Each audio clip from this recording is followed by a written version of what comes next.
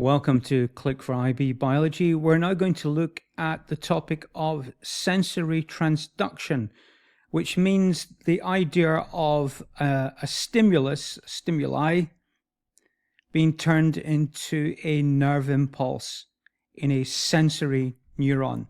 There's a PDF, a blank PDF of this presentation that's linked in down in the description. Download that, add your own notes to that, and then when you've completed that, do the 10 questions, look at the answers, check your understanding to consolidate this part of the course. So in sensory transduction, the idea is that there's an external stimuli, and those stimuli could take the form of, for instance, temperature, perhaps acidic conditions, perhaps pressure, or what we might call pain.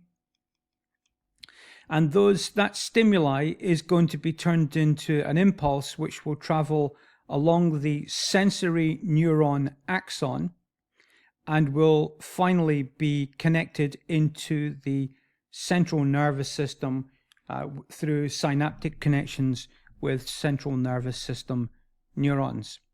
So we're looking at the generation of the action potential in the sensory neuron endings, and these particular ones are called free nerve endings. And what this means is that around the axon, which is shown here, there are no specialized structures and they are non-myelinated. So there's no, let's call it non-myelination. So there's no Schwann cells in this particular area. So this is a feature of, it's a very good example of non-myelinated nerves in the human body, in the bodies of vertebrate organisms. And so with the stimuli, there are particular receptors in the cell membrane which will respond to these types of stimulus. And the student is not required to specifically know examples of these. They are generally known as nociceptors, as noted here, like so. But the temperature stimulus of the receptor, or the presence of acidic conditions, or indeed pressure and pain, changes the permeability of these receptors, allowing sodium ions to flood in from the external tissue fluid. And to a certain extent, there's an interaction with calcium ions as well, but we'll avoid that complexity in this description.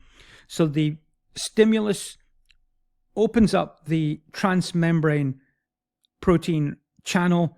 Sodium ions will diffuse into the axon, and of course will then reach minus 55 millivolts, which will then cause the change in the shape of the protein of the sodium voltage gates.